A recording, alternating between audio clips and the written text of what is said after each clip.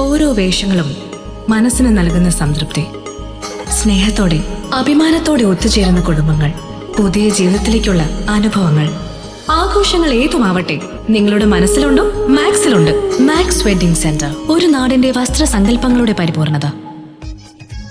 ചേലക്കര വടക്കാഞ്ചേരി പ്രദേശങ്ങളിൽ കുറച്ചുനാളായി തുടരുന്ന കാട്ടാന ഉൾപ്പെടെയുള്ള വന്യജീവി ആക്രമണത്തിൽ അടിയന്തര നടപടി സ്വീകരിക്കുന്നതിനായി കെ രാധാകൃഷ്ണൻ എംപിയുടെ അധ്യക്ഷതയിൽ വടക്കാഞ്ചേരി ബ്ലോക്ക് പഞ്ചായത്ത് ഹാളിൽ ശനിയാഴ്ച യോഗം ചേർന്നു.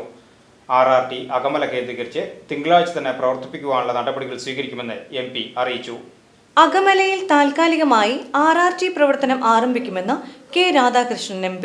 തൃശൂർ ജില്ലയിലെ ആലത്തൂർ പാർലമെന്റ് മണ്ഡലം പരിധിയിലെ ചേലക്കര വടക്കാഞ്ചേരി പ്രദേശങ്ങളിൽ കുറച്ചു ദിവസങ്ങളായി തുടരുന്ന കാട്ടാന ഉൾപ്പെടെയുള്ള വന്യജീവി ആക്രമണത്തിൽ അടിയന്തര നടപടി സ്വീകരിക്കുന്നതിനായി കെ രാധാകൃഷ്ണൻ MPയുടെ അധ്യക്ഷതയിൽ ഉന്നതതല യോഗം ചേർന്നു.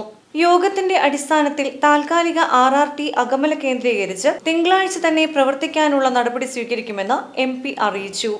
അതുപോലെ തന്നെ നമ്മുടെ ഈ പ്രദേശത്ത് ഇപ്പോൾ ആനകളുടെ ആക്രമണം വർദ്ധിച്ചു വരികയാണ്. ഇപ്പോൾ ഒരു RRT ഇവിടെ നമ്മുടെ ഈ പ്രദേശത്ത് ആവശ്യമാണെന്നുള്ളത് വലിയ രീതിയിലുള്ള ആവശ്യമായിട്ട് വന്നിട്ടുണ്ട്. പക്ഷേ ഉള്ള സംവിധാനം തന്നെ പരിമിതപ്പെടുത്താൻ വേണ്ടിയുള്ള തീരുമാനമാണ് ഫോറസ്റ്റ് ഡിപ്പാർട്ട്മെൻറ്റ് എടുത്തതെന്നാണ് ഞാൻ മനസ്സിലാക്കുന്നത്. നേരത്തെ അകമല സ്റ്റേഷൻ നിർത്തലാക്കാൻ വേണ്ടി തീരുമാനിച്ചു. ഇപ്പം അത് പുനഃസ്ഥാപിച്ച് പറയാൻ കഴിയില്ലെങ്കിൽ പോലും വാഴാനി സ്റ്റേഷൻ അങ്ങോട്ട് ഒരു ആലോചനയില്ലാതെ മാറ്റി അതിൻ്റെ പ്രതിഷേധം ഉയർന്നു വരികയുണ്ടായി. അതിനുശേഷം വീണ്ടും അത് വാഴാനിലേക്ക് തന്നെ മാറ്റുന്ന സ്ഥിതി. അവിടെയും വലിയ രീതിയിലുള്ള വന്യമൃഗങ്ങളെ ശല്യം വരുന്ന സമയത്താണ് യാതൊരു ആലോചനയില്ലാതെ ഇങ്ങനെ സ്റ്റേഷൻ മാറ്റുന്ന ഒരു സ്ഥിതി എടുത്തത്. അത് വലിയ പ്രതിഷേധത്തിനിടയായി. ഇതുപോലെ തന്നെയാണ് ഇളനാടെന്നും അതുപോലെ തന്നെ മറ്റ് പ്രദേശത്തു നിന്നുള്ള ഉദ്യോഗസ്ഥന്മാരെ അവിടുന്ന് മാറ്റി മറ്റ് സ്ഥലത്ത് RRT ഉണ്ടാക്കാൻ വേണ്ടിയുള്ള തീരുമാനമാണ്. ഇവിടെ വന്യമൃഗങ്ങളുടെ ശല്യം വർദ്ധിച്ചു വരുമ്പോൾ ഇവിടെ തന്നെയാണ് RRT വേണ്ടത്. പകരം ഇവിടെ നിന്നുള്ള ഉദ്യോഗസ്ഥന്മാരെ അങ്ങോട്ട് മറ്റ് സ്ഥലത്തേക്ക് വിന്യസിപ്പിക്കേണ്ടതെന്ന് ഞാൻ പറയുന്നില്ല. കാരണം അവിടെ ശല്യം ഉണ്ടെങ്കിൽ അവിടെ പരിഹാരം ഉണ്ടാകും.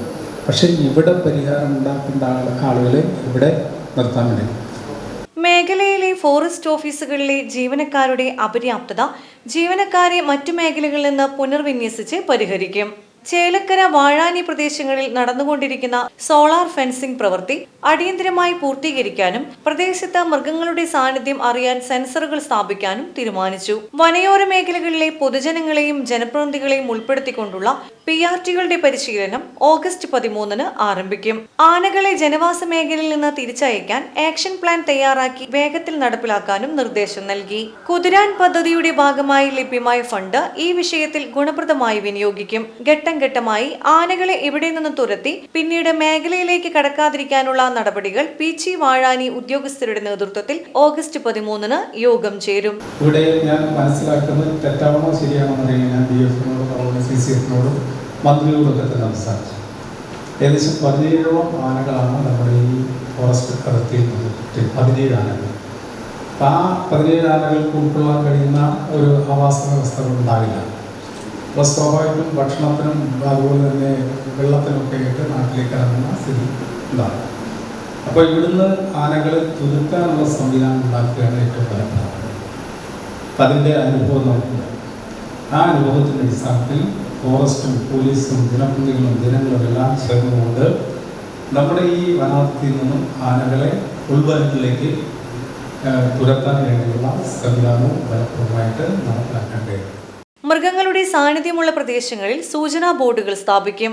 അതത് പഞ്ചായത്തുകൾ കേന്ദ്രീകരിച്ച് വീണ്ടും യോഗം ചേരാനും ജാഗ്രത സമിതികളുടെ സേവനം മെച്ചപ്പെടുത്താനും നടപടി വേണമെന്നും ജനങ്ങളിൽ ആത്മവിശ്വാസം വർദ്ധിപ്പിക്കാനുള്ള പ്രവർത്തനം വനം വകുപ്പിൽ നിന്നുണ്ടാകണമെന്നും സമയബന്ധിതമായി എല്ലാ തീരുമാനങ്ങളും നടപ്പാക്കണമെന്നും MP അറിയിച്ചു.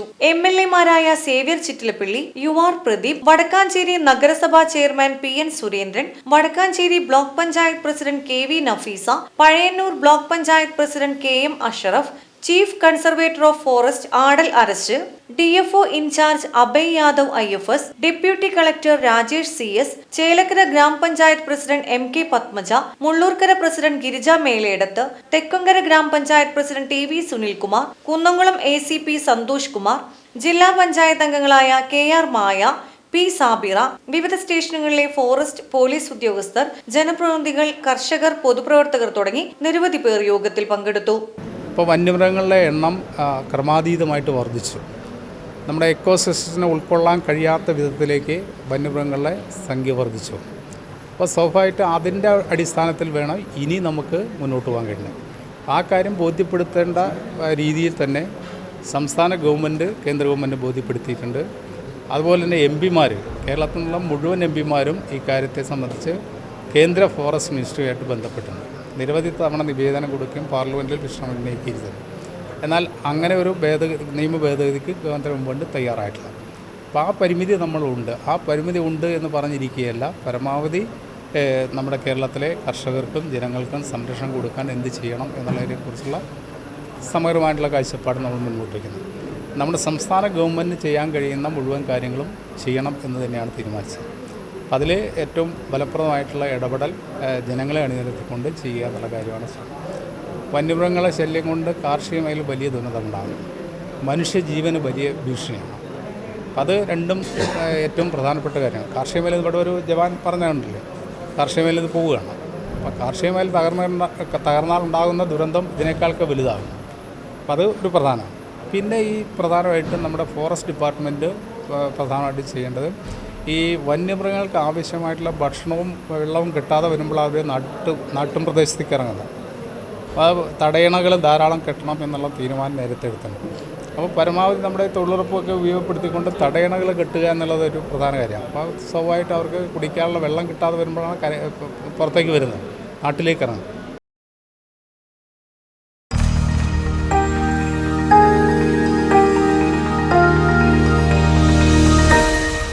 You are watching VCV News.